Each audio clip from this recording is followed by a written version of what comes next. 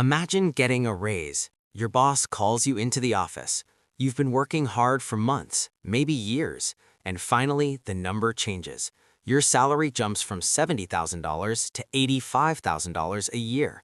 More money, more recognition, more success, right?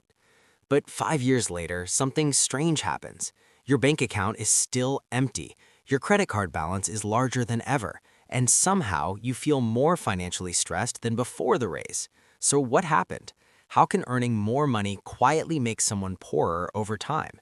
The answer isn't taxes. It isn't inflation. It's something much subtler. It's called lifestyle expansion. Let's imagine someone named Daniel. Daniel is 27, living in Chicago.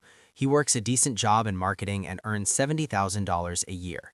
His lifestyle is simple. He rents a small apartment, he drives a used Toyota, he cooks most of his meals, and at the end of each month, he manages to save about $700. Not amazing, but stable. Then Daniel gets promoted. His salary jumps to $85,000. After taxes, that's about $900 more per month.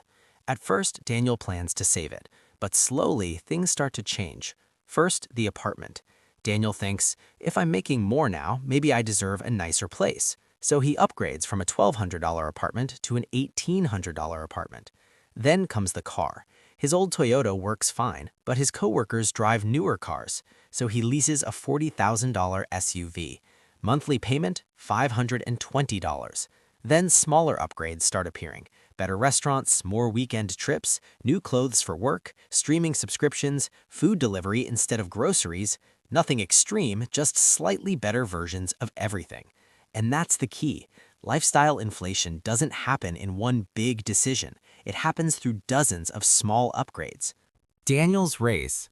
After taxes, he gained about $900 per month. Now look at the upgrades. New apartment plus $600. Car payment plus $520. Lifestyle spending plus $250. That's $1,370 in new expenses, which means Daniel didn't just spend his raise, he went $470 beyond it. So now, despite earning $15,000 more per year, he's actually saving less than before. And this is incredibly common, because humans are very good at adjusting to higher income, but very bad at protecting the difference. A raise doesn't just change your bank account, it changes your identity. Suddenly, you feel like you belong in a slightly higher lifestyle category. You think, people at my income level probably live like this, and that belief quietly resets your spending standards. The problem is that income is flexible. It can go up, but it can also go down. Expenses are different. Once your life expands, it's very hard to shrink it again. Breaking a lease, selling a car, canceling habits. Psychologically, it feels like moving backwards. So instead, many people keep the lifestyle and lose the financial security. Now imagine two people who both receive the same raise. Both go from $70,000 to $85,000.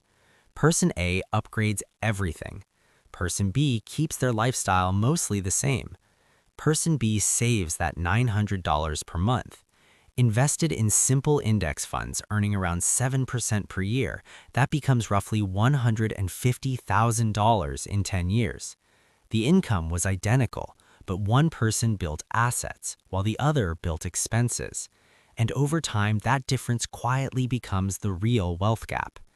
A raise is powerful, but only if your lifestyle grows slower than your income, because wealth isn't created when your salary increases. Wealth is created when the gap between income and lifestyle widens.